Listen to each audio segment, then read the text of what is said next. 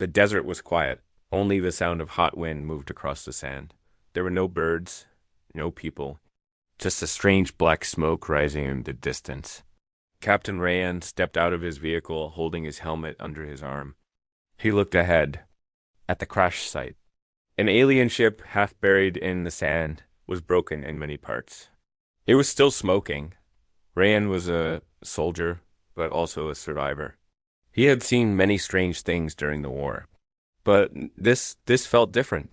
He touched the side of the ship. The metal was warm, pulsing like it was alive. He walked slowly, his boots crunching over broken pieces of silver and black metal. There were dead bodies around him, not human, tall, thin, with long arms and dark green skin. Their armor looked heavy, but their faces were soft. Most of them had burns or deep wounds. Some were still bleeding. He moved his flashlight inside the dark hallway of the ship. The walls glowed faintly, like they were alive. He walked deeper, careful with each step. Then he heard it, a voice. Soft, weak, but clear. Human dot, dot, please, dot, dot. He turned quickly. His gun was ready, heart pounding. But the voice didn't sound angry. It sounded afraid. Rayan followed the sound to a locked door. He pushed it open. Inside was a small room, maybe a prison cell. There, chained to the wall, was a tall alien woman. She was different from the others. Her skin was light purple, and her eyes glowed faint blue. She looked strong, but her body was covered in bruises. She was breathing hard. Metal cuffs held her arms and legs against the wall. A strange machine was connected to her back. It beeped softly. She looked at him with tired eyes. And then she whispered again. You are human. You are strong. Rayan aimed his gun at her, unsure. Who are you? He asked. What happened here? She tried to lift her head. They caught me. My own kind. I refused to join their plan. I told them. Humans are better. Better. Rayan frowned. She gave a small, pained smile. You don't understand. You think you're weak, but your body, your blood, is perfect. Stronger than ours. That's why they hate you. Rayan stepped closer. He looked at the chains. They were not made of human metal. This was alien tech, alive and moving. The cuffs tightened whenever she moved. Why should I trust you? He asked. Because I don't want to fight you, she said. I want to give something to your kind. A gift. Our future is dying. We can't survive anymore. But with your blood, with your help, she looked at him with sad, glowing eyes. I will give you strong children, human. Children who can survive in any world. Children of peace. Rayan stared at her. He didn't know what to say. Was this real? Or some alien trick? Suddenly, the ship shook. An alarm started to beep. Red. Lights flashed above them. They're coming, she said quickly. The ones who chained me. They'll kill you if they find you here. Free me, and I will protect you. Rayan hesitated. This could be a trap. But something inside him felt different. A strange energy. Like she was not lying. Her voice had pain. But also hope. He stepped forward and looked at the machine on her back. He didn't understand it, but he found a switch and pulled it. Sparks flew, and the chains loosened. She fell to the ground, breathing hard. Thank you, she whispered. Then her body started to glow. Her skin repaired itself, slowly. Wounds closed. Muscles flexed. She stood up taller than Rayan, her eyes shining like stars. You really don't know, do you? She said. Know what? He asked. That you are the perfect host. Before he could answer, a loud noise came from above. A shadow passed over the ship. Another alien ship was landing nearby. They found me, she said.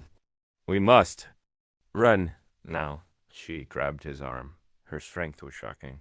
He followed her out, back through the broken ship. The dead aliens were still there. Smoke still burned the sky. Outside, the wind was stronger. Rayan's vehicle was waiting. Get in, he shouted. They jumped in. The engine roared to life. Behind them, the sky lit up as the second ship fired at the ground dot as they drove away. Rayan looked at the strange woman beside him. She was not human, but something inside her, something deep, was calling to him. Who are you really? He asked. She looked at him and smiled softly. I am your future.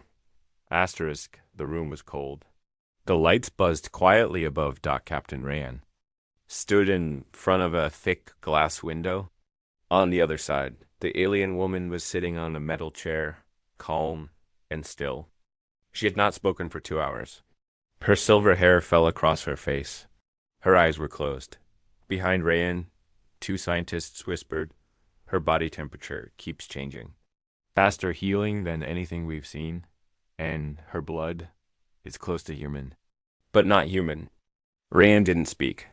He kept watching her, arms crossed, mind racing. They had escaped the desert only 12 hours ago. He had brought her to one of the old military bunkers, a forgotten place beneath the earth. No cameras, no tracking. Safe for now. She hadn't told him her name, just I was created, not born. He walked into the room. The door closed behind him with a hiss. You've been quiet, he said. She opened her eyes slowly. You brought me to a cage. What should I say? Thank you. Rayan. Didn't move? You asked me to save you. I did. But I still don't know what you are. The alien woman smiled, but it was a sad smile. You still think I'm the monster. I don't blame you. He pulled a chair and sat in front of her. Then tell. Me. Start from the beginning. She nodded slowly, as if choosing her words carefully. My kind, we were made by a race called the Ithari. They were old, far older than humans. They believed in perfection, so they built us. Strong, fast, loyal. But without freedom, you were slaves? More like tools, weapons, until we started thinking for ourselves. Some of us wanted to choose. I was one of them. Rayan leaned forward. You said I single quotes am ... special. Why? She looked straight into his eyes. Because your DNA can combine with mine. Do you understand what that means?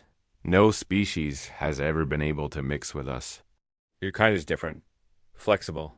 Fast to adapt. Strong inside. Rayan's heartbeat sped up. So, you want to make some super baby with me? She laughed softly. That's a simple way to say it, but yes. If our blood mixes, a new race can begin. Stronger than both. A future. Rayan stood up. You don't even know me. She stood too, slowly.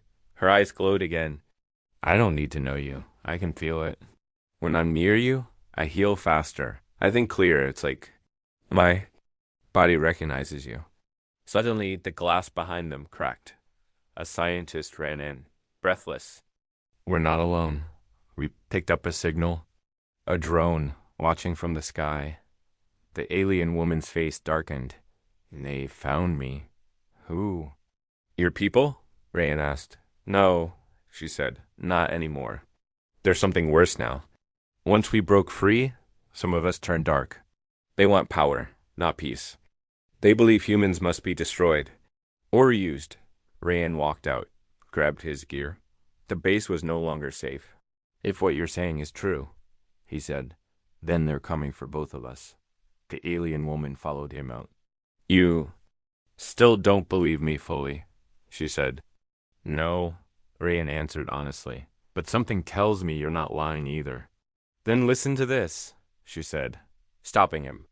My people, they didn't just study you, they feared you. Your kind grows fast, learns fast, fights with heart.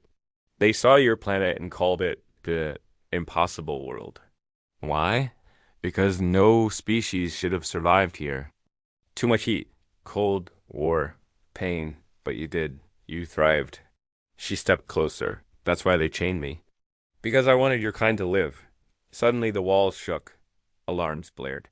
Something's coming, Rayan said. The scientist screamed over the radio. They're inside the mountain. We've been breached.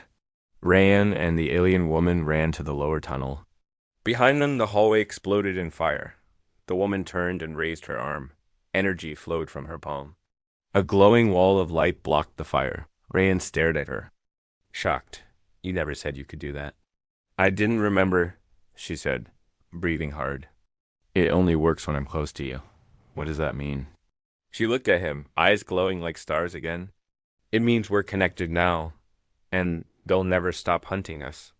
Asterisk ran with floating dot no sound. No pain, only white. Light. He saw the stars above him, billions of them. They moved like water, forming faces, hands, memories. Then one star turned into a woman.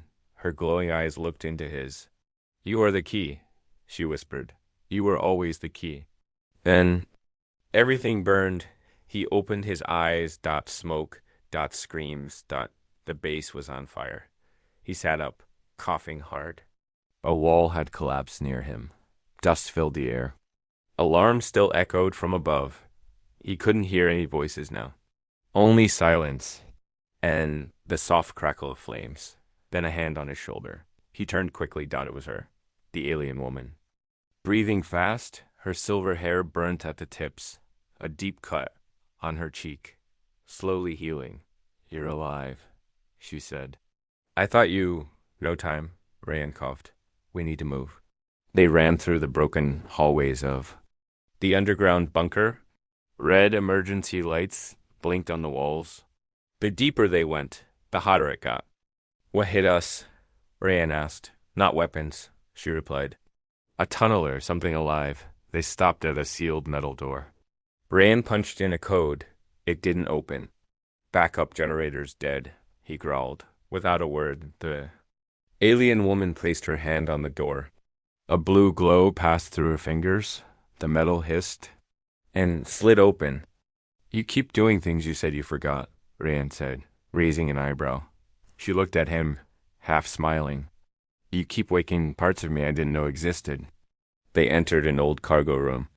Inside, an abandoned desert crawler, a large vehicle used during the Solar Wars. It still has fuel, Rayan muttered. Maybe we can outrun whatever came. She paused. No, they'll follow. Then give me a better plan. Silence. She walked to the edge of the vehicle, touching its control panel. Her hand glowed. Again, the dashboard lit up, slowly. The crawler came alive. We won't outrun them forever, she said. But we don't need to. What do we need? She turned and looked at him with calm eyes. Time. Suddenly, a sharp sound echoed through the bunker. Click. Click. Click. Metal claws. On walls. On ceiling. They're here, she whispered. The lights flickered. A shadow passed the door. Rayan raised his weapon. Let them in, she said. Are you crazy? No. You need to see what's hunting us. The door opened. It wasn't a creature. It was a human. Dot. What looked like one. A man, half machine, half flesh. Skin pale, eyes empty, chest wired with alien tech. Its face was still, lips stitched. Rayan stepped back. That's a soldier. A dead one. Not dead, she said softly. Changed. My people made these to hunt you. Why? Because human minds are the one thing they can't control. So they break them, rebuild them. The machine man stepped closer. Without warning, Rayan shot. One blast to the chest. Another to the head. It dropped. Smoking. But behind it. More shadows. Too many. Crawler now. Rayan shouted. They jumped inside. The alien woman controlled the driving system while Rayan handled the rear turret. The crawler shot forward through the old tunnel. Engines roaring. Behind them. Dozens of metal-human hybrids gave chase. Some crawled on walls. Some flew. Rayan fired, heart pounding. Each hit made the tunnel shake. How far does this tunnel go? He shouted. Far enough, she replied. But not safe forever. Suddenly a screen on the dash lit up. Alien text appeared. She read it quickly. Then looked at Rayan. They sent a message to the stars. What kind of message? My location. And yours. Every alien who hates humans now knows. You exist. Rayan stared at the screen. Then at her. Why me? Because, she said, you're not like other humans. What does that mean? She leaned closer. Her voice was calm. They call you the key for a reason. Your blood carries something ancient, something we don't understand. That's why I found you. That's why they want you dead. So, what am I? He asked, breath shaky. You, she said, are the future they fear? Asterisk Rayan stood in the snow, but it wasn't cold. The ground was white, the sky, black. And in front of him was a child, maybe 10 years old, with silver eyes and pale skin. The boy smiled. You're not supposed to be here yet, the child said. Where is here? Rayan asked. Inside you. Suddenly, the sky above cracked like glass. He fell, spinning through stars. Memories, voices he didn't recognize, until a whisper brought him back. Rayan, wake up. His eyes opened. The crawler was still moving. They were out of the tunnel now, speeding across rocky hills under the night sky. The alien woman sat beside him, watching. You were dreaming, she said. No, he replied, wiping sweat from his face. I was remembering. She looked at him carefully. That's not possible. They locked your DNA memories. Who's they? He asked Dot. She didn't answer right away. Not your people. Not mine. The ones before us. The first architects of life. He stared at her. You're saying someone made us? Not all humans. Just you. Rayan laughed, but there was no humor. I'm a soldier from a desert city. Nothing special about me. She reached into her suit and pulled out a small black cube. It pulsed faint blue. I took your blood while you were unconscious, she said. I had to be sure. Rayan raised an eyebrow. You took my blood while I was dreaming about snow? Yes, she replied. And your DNA, it's not normal. You carry a locked sequence? Something only the oldest machines can read. She pressed the cube. A hologram appeared. Lines of symbols, glowing in spirals. This language isn't human or alien, she said. It's pre-language. A code used before species even had names. Rayan leaned forward, trying to make sense of it. The symbols moved like water. This doesn't prove anything. It proves everything. She said, you are a seed. A what? A genetic backup. A storage unit? Your body carries parts of ancient DNA. Waiting to be triggered. You are not just human. You're a design? He felt cold now. You said I was a key. A key to what? She stared into the distance. To restart what was lost. I don't understand. Long ago, the Athari, the ones who made my kind, were not the first. They found pieces of a dead civilization. That's where your DNA comes from. From something older than us all.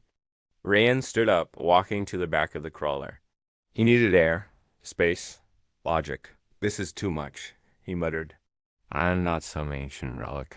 I bleed, I fight, I forget. You dream? She said, following him. And your dreams are messages. He turned to her, his voice low and serious. Why now? Why me? Why not someone else? She didn't blink.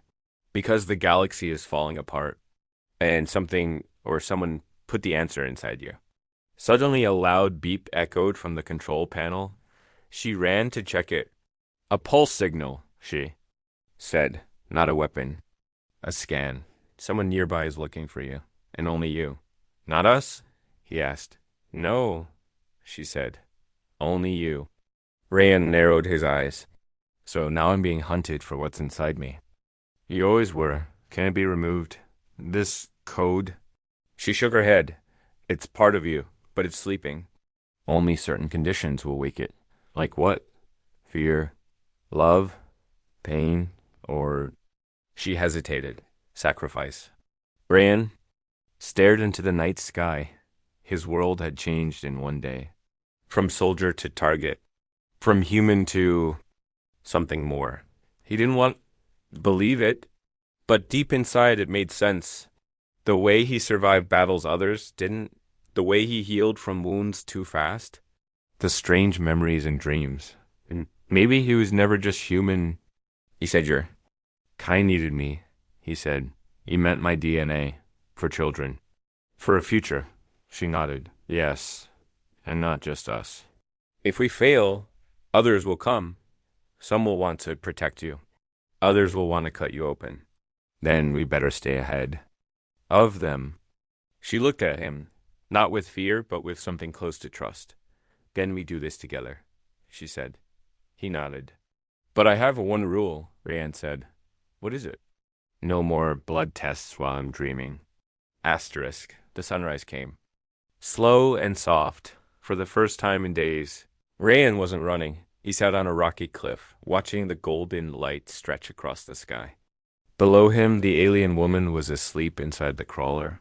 Her body curled like a soldier resting between battles. The wind was cold but calm.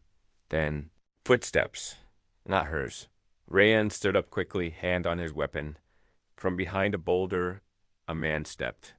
Into view, dressed in desert gear, face covered in dust. But those eyes, blue sharp, tired. Rayan knew them. Dax. Rayan said in disbelief. The man pulled off his scarf. Thought you were dead, Dax said. I was close. They shook hands like brothers. They had fought together once, in a war that no one talked about anymore. How did you find me? Rayan asked. We were tracking her? Dax said. Then your name showed up. It didn't make sense at first. Rayan narrowed his eyes. You're here for her? Dax didn't answer. He looked at the crawler below. You don't know what she is, Rayan. She's not just some refugee. I know exactly what she is. She saved my life. Dax stepped closer. She's marked? Shifter class 5. That means she was built to bond with targets. Not love. Them. Use them. Rayan turned away. She's not lying to me. Are you sure? Dax asked. Because we ran scans on the old alien code she carries. It has commands written in your voice. Someone used your DNA to control her kind long ago. That's impossible, is it? Rayan's head spun. This wasn't part of any plan. Why didn't you contact me before? He asked. Because I wasn't allowed to, Dax said. You're not supposed to remember your past, Rayan. You were part of Project Ember. They wiped your memories. Clean start. What was Project Ember? Dax looked away. You were one of 3. The others didn't survive. Below them, the crawler's door opened. The alien woman stepped out, stretching, unaware of the conversation. Does she know? Dax asked. No, then keep it that way. If she learns the truth, she may turn. Turn into what? Whatever she was programmed to be. Rayan's heart pounded. He remembered the boy in the dream. The silver eyes. You're not supposed to be here yet. The pieces didn't fit. Or maybe they did too well later inside the crawler. Silence sat between Rayan and the alien woman like a heavy fog. She noticed a change in him. His eyes didn't meet hers. His voice was slower. What happened? She asked. An old friend found me, Rayan said. He knew about you. About me. She didn't speak for a long moment. What did he tell you? He said I'm part of a project. That I'm not just a soldier. That maybe you were designed to find me. Her body tensed, just slightly. And what do you believe? She asked. I don't know. She stood quietly. Then I'll make it easy for you. She pulled a small knife from her side belt. Either kill me now while you still doubt me, or let me show you everything. I don't want to hurt you, he said. Then stop hurting yourself. She tossed the knife on the floor and walked out. Rayan picked it up, stared at the edge. Then at the cube still holding his DNA scan, he made a decision. He took the cube outside, crushed it beneath his boot. The past could wait. But betrayal wasn't done with him yet. That night, as they both slept in silence, a small device clicked on beneath the crawler's dashboard. It blinked green. Then red dot then sent a signal to orbit. A hidden voice crackled through the static. Target located. Subject. Rayan. Biological code confirmed. Orders. A reply came quickly. Bring him in. Kill the asset. Understood. Asterisk. Rayan opened his eyes. Something was wrong. The air felt too still. The kind of quiet that comes just before thunder. He sat up. The alien woman was already awake, standing by the edge of a cliff, staring into the early blue light of dawn. Her hair moved gently in the wind, but her face was still, listening. They're here, she said, without turning. Rayan stood, heart suddenly racing. How do you know? Because the ground stopped breathing. Before he could answer, the rock beneath them trembled. Not like an earthquake, but like something alive was crawling under it. Dot, then came the sound. Low, hollow, mechanical dot thunk. Thunk, thunk. A black shape rose over the hill. Not a ship. Not a drone. Something in between. Dot, it walked on 4 legs like a beast, but its body was smooth and round like a machine egg. No eyes, just sensors. And in its center, a glowing red dot, blinking like a heartbeat. Is that a scout? Rayan asked. No, she replied. It's a collector. Of what? Blood. He raised his weapon. The woman didn't move. Run? He asked. No point, she said. If it's here, others are already around us. Then what do we do? She turned and looked at him. We do what your kind does best. Adapt. Minutes later, inside the crawler, systems flared online. The alien woman opened her palm. Blue energy flowed into the controls, rewriting the interface. You said you don't remember everything, Rayan said. I don't, she said. But I know war. That's written in my bones. The crawler's sides extended, forming shield plates. Rayan moved to the turret seat. His hands moved automatically, like muscle memory from a life he never lived. What if we don't survive this? He asked. Then someone else finds our bodies and wonders what story we were trying to tell. He smiled, just a little. The first enemy machine fired. The blast hit the cliff. Stone exploded into fire. The crawler roared forward, dodging lasers, climbing steep terrain like an animal. Rayan returned fire, knocking one drone out of the sky. There's too many, he shouted. Then let's change the odds, she said. She reached under the control panel and pulled out a hidden drive. Small, silver, and humming with heat. What's that? A virus, she said. Not for humans, for them. I designed it when I still worked for the enemy. You were a weapon maker? We all were. Until I chose to defect. To find you? She held it out to him. If you launch it, the machines might fight each other. Just enough for us to escape, but it will burn out my systems. I won't be able to protect you again. Rayan stared at her. His breath caught. There has to be another way. There isn't. What if we don't run? He said suddenly. What if we fight, not to escape, but to lead? She blinked. Lead what? Hybrids. Runaways. Forgotten tech. Anyone who doesn't want to die like this. We use the virus not as a weapon, but as a signal, a call to war, a call to choose. She looked at him, saw something in him that hadn't been there before. You really believe you can lead a war? She asked. He smiled, slow and sharp. No, I believe I can end one. Rayan uploaded the virus, not to destroy, but to speak, not in words. Encode all across the region. Old satellites turned. Machines paused, drones flickered. Hidden systems long thought dead began to blink awake. Buried warbots. Experimental hybrids. Rogue AI. Forgotten pieces of lost empires. Something had changed. The signal didn't say, follow. It said, you have a choice now. In a distant dark ship, someone watched. A tall figure, armor like black bone, turned to his second in command. He sent the signal, the commander said. So he's awake now? The second asked. Not fully, the commander replied, but close. He clenched a fist. Begin final stage. If he becomes what we fear, even I can't stop him. Asterisk. The child sat under a red tree, legs crossed, eyes closed. Around them, the world was quiet. No smoke, no fire, no sky full of warships. Just wind in the leaves and the hum of life. Creatures buzzed. Water flowed through the valley. Above, 2 suns shone, one gold, one silver. The child opened their eyes. They were not fully human, not fully alien. Something in between. They wore no armor, carried no weapon, and yet the soldiers in the distance bowed when they walked past. A voice called out, Highborn, your council is ready. The child turned, Calm, focused. Let them wait, they said. I'm remembering someone. They placed a small stone on the ground, carved into it, a single name RAAYAN 7 years earlier. Rayan stood. On the broken battlefield, blood drying on his face.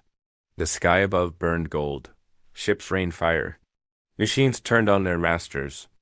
The virus he launched had worked, but only for a moment. The real war had begun after that. Armies didn't fight with guns alone anymore. They fought with memories, codes, and dreams. And Rayan had become more than a man. The alien woman, her name now known to him as Syria, stood beside him. Her body was glowing, not with power, but with endings. Your systems are failing, Rayan said, gently holding her hand. They were never made to last this long, she smiled. I was built to survive a decade. I've lived two. That's enough. It's not, he said. She touched his chest. You carry me now, in you, in our child. Rayan looked down at her hand. Inside him, he could feel it. A second heartbeat. Not just life, a beginning, but around them, the last enemy commander descended. A massive black figure, walking with a weapon older than Earth itself. He had come not to conquer, but to erase. Stand down, human, the commander said. You are not a leader. You are a mistake. Rayan didn't move. I wasn't supposed to lead, he said. He turned and looked at Syria one last time. I was supposed to love. Then he charged, one man, against a walking god. Back to the present, the child stood before the council, humans and aliens both. Now equal? Tell us again, one counselor said. Why do we follow you? Child of two worlds. The child didn't raise their voice. Because you followed war for too long, they said. My father followed something else. What was that? The elder asked.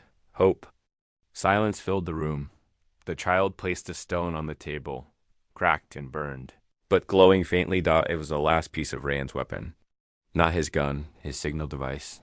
The code that said, you have a choice now. Later that night, the child walked to the top of the cliff. The red tree above them swayed. Wind moved like a whisper.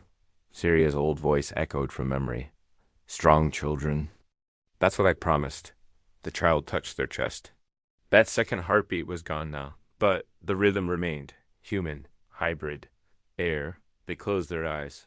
And, for a moment, far away, a dream returned. The stars moved like water, and in them, a man smiled and said, You were always the key.